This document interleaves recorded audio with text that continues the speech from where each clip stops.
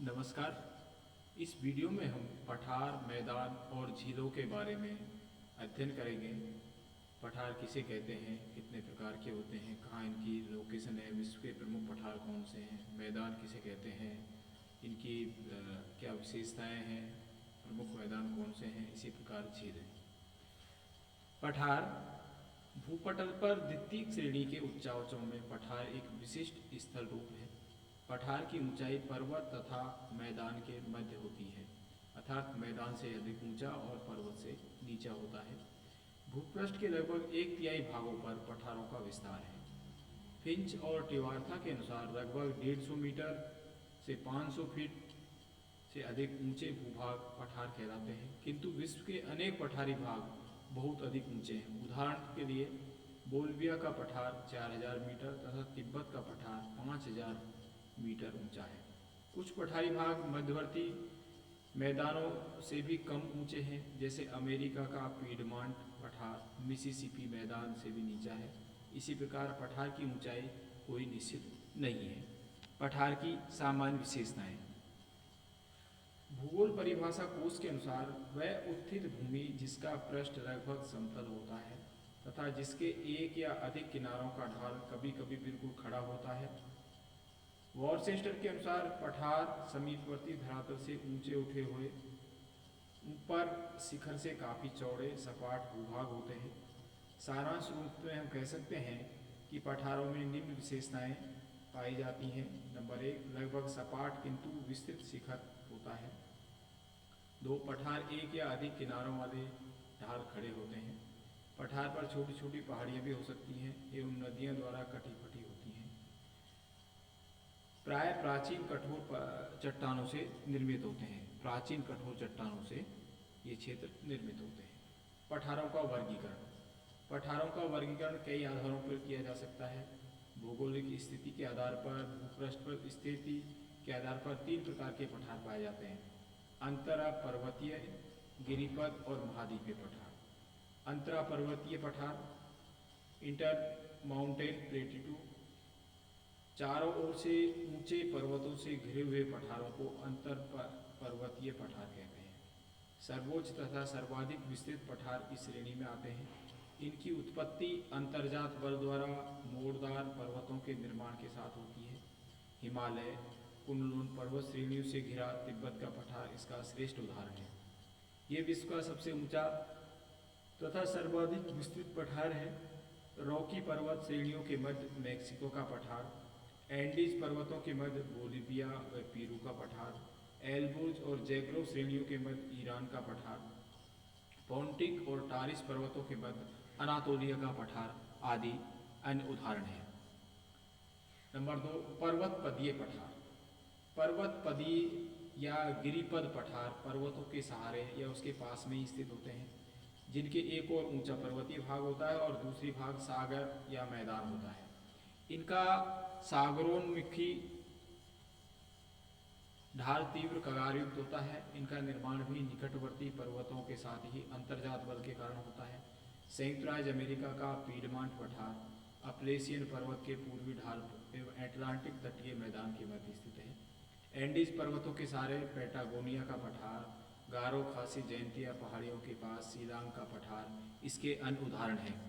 इस मैप में विश्व के प्रमुख पठारों का दिया गया है, जैसे ग्रीनलैंड का पठार है, कोलोराडो का पठार है, बोलिविया का पठार है, ब्राज़ील का पठार है, अबिसिनिया का पठार है, तिब्बत का पठार, ईरान का पठार, अनातोलिया का पठार, साइबेरिया का पठार, पश्चिम ऑस्ट्रेलिया का पठार। तो इनमें कई बार नक्शे में इसको अंकित करवाया जाता है कि मान लीजिए कोलोराडो आ गया, बोलिविया आ गया, तिब्बत आ गया, अबिसिनिया का पठार है, तो इसको नक्शे में पूछा जाता है, तो ये हमें इस पर भी ध्यान देना होगा।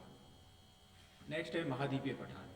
महाद्वीपीय पठार अत्यधिक विस्तृत होने के साथ ही पर्वतों से दूर स्थित होते हैं। ये सागर तट या मैदान के एकदम ऊंचे उठे होते हैं। प्रायद्वीपीय भारत का या दक्षिण का पठार, अरब का पठार, दक्षिण अफ्रीका का पठार, पश्चिम ऑस्ट्रेलिया का पठार, ब्राज़ील का पठार, ग्रीनलैंड का पठार, एंटार्क्टिका का पठार, साइबेरिया का पठार इसके श्रेष्ठ उदाहरण हैं। आगे जो वर्गीकरण है उत्पत्ति के आधार पर, उत्पत्ति या निर्माण प्रक्रिया के आधार पर पठार निम्न प्रकार के होते हैं। नंबर 1, ज्वालामुखी क्रिया द्वारा निर्मित पठार। ज्वालामुखी उद्गार से निकलने वाले लावा के दरारी प्रवाह से विस्तृत पठारों की उत्पत्ति हो जाती है। इन्हें लावा जनित पठार भी कहते हैं। उत्तरी अमेरिका में कोलंबिया का पठार, दक्षिण अमेरिका में ब्राजील का पठार और दक्षिण भारत में लावा पठार इसके उदाहरण हैं। प्रवाही जलकृत पठार, नदियों द्वारा तलछट के निरंतर निक्षेप के पश्चात कालांतर में भू संचलन से उत्थान होने पर ये भाग ऊंचे उठ जाते हैं, इससे पठार का निर्माण होता है। भारत में विंध्याचल का पठार, म्यांमार में सान का पठार इसके उदाहरण है। हिमानी निर्मित पठार, ऊंचे पर्वतीय भागों में हिमानी अपरदन से घर्षित पठारों का निर्माण हो जाता है। भारत में गढ़वाल का पठार व कनाडा का लैब्राडोर का पठार इसके उदाहरण है। अनेक बार हिमानी जलोढ़ निक्षेप से भी लघु पठारों की रचना होती है। जर्मनी में प्रेसिया का पठार तथा कश्मीर में मर्ग ऐसे ही पठार है। पवनकृत पठार, पवन की अपवाहन क्रिया द्वारा बड़ी मात्रा में मिट्टी के कण सुदूर क्षेत्रों में एकत्रित कर दिए जाते हैं, जिससे कालांतर में पठार का निर्माण हो जाता है। पाकिस्तान में मोटवार का पठार और चीन में लोएस का पठार इसके उदाहरण हैं। मिट्टी द्वारा हवा द्वारा मिट्टी जमा करने निक्षेप से बनते हैं। विकास की अवस्था के आधार पर, अपरदन चक्र या विकास की अवस्था के आधार पर पठारों को निम्न वर्गों में बांटते हैं। नंबर 1, युवा पठार। इन पठारों का धरातल यद्यपि समीपवर्ती मैदान से तीव्र कगार द्वारा पृथक होता है, यद्यपि यहाँ नदियाँ अधिक नहीं होती, किंतु निम्न अपरदन द्वारा गहरी घाटियों का निर्माण करती हैं। संयुक्त राज्य अमेरिका का कोलोराडो पठार इसका श्रेष्ठ उदाहरण है।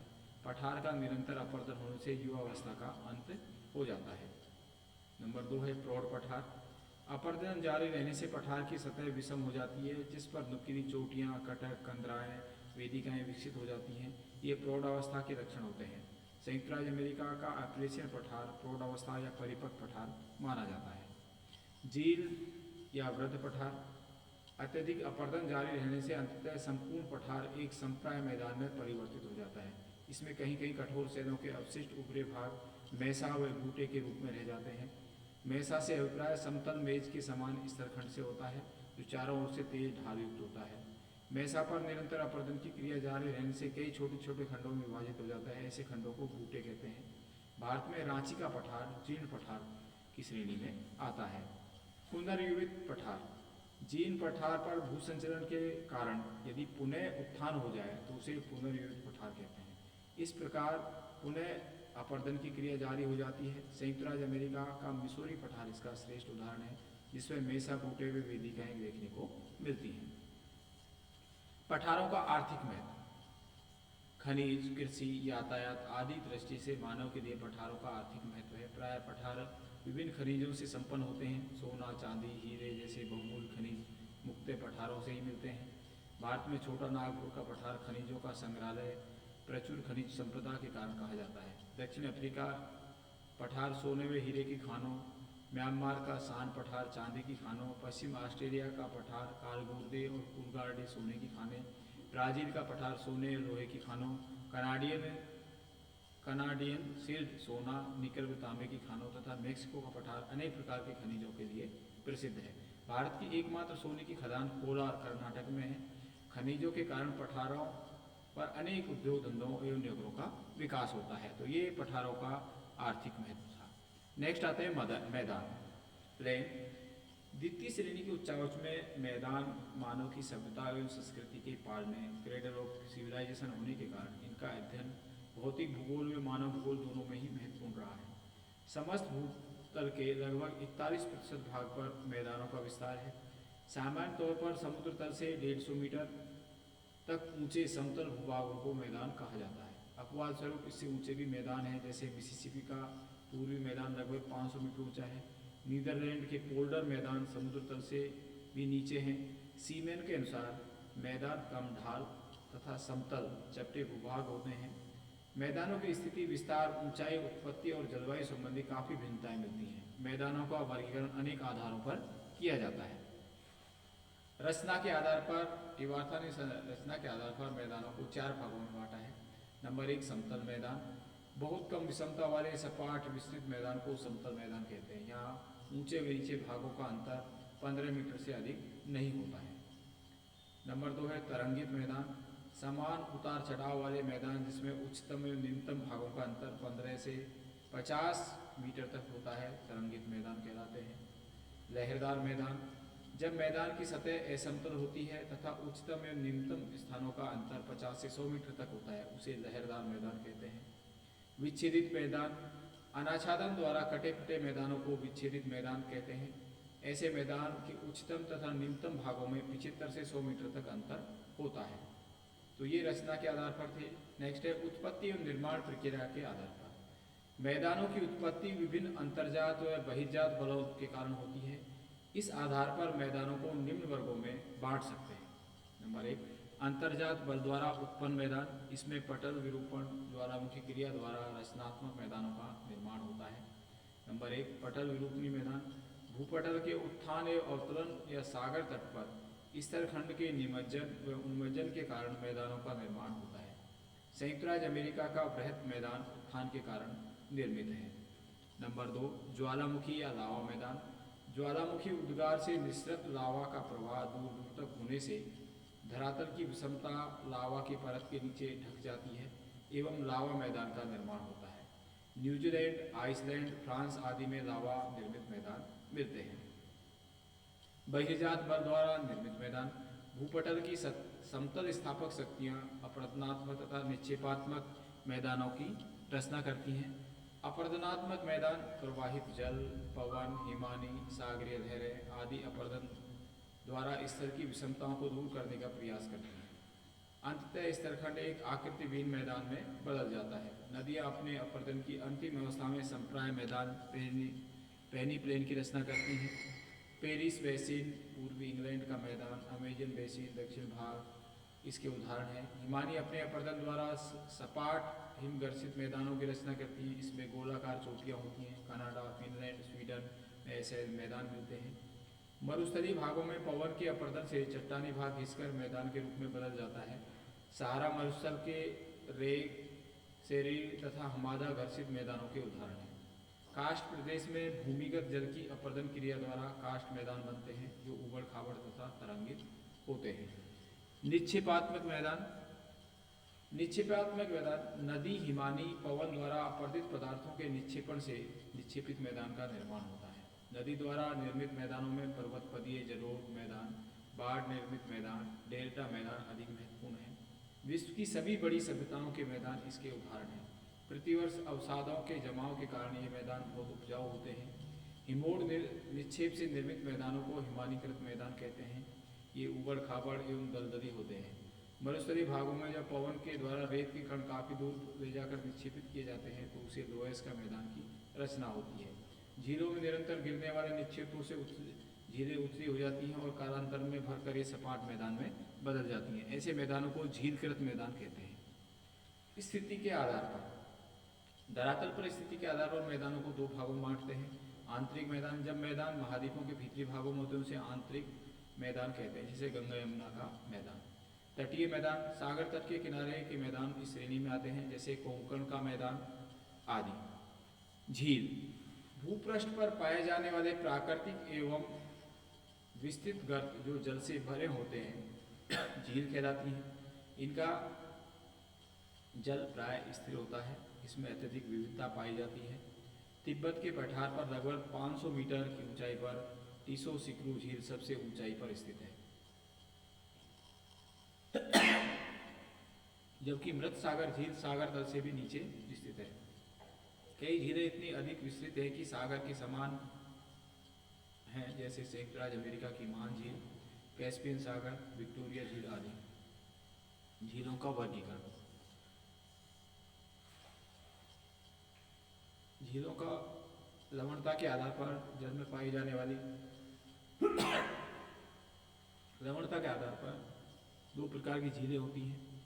ताजे या मीठे पानी की झीलें, नदी, हिमानी, वर्षा द्वारा लगातार ताजे पानी की आपूर्ति वाली झीलों का पानी खारा नहीं होता। संयुक्त राज्य अमेरिका की महान झीलें superior, Michigan, Huron, eri, Ontario, Africa की विक्टोरिया, कनाडा की विनिपेग आदि मीठे जल की झीलें हैं।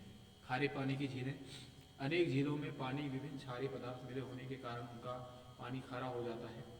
झीलों में ताज़ा पानी की नियमित आवक पर स्थिर जल की निकासी का मार्ग न होने की स्थिति में, झील के पहने में क्षारयुक्त चट्टान होने पर, झील के जलग्रहण क्षेत्र में लवणयुक्त मृदा होने पर, वाष्पीकरण की उच्च दर होने से, समुद्री जल से संपर्क होने पर झीलों का पानी खारा हो जाता है।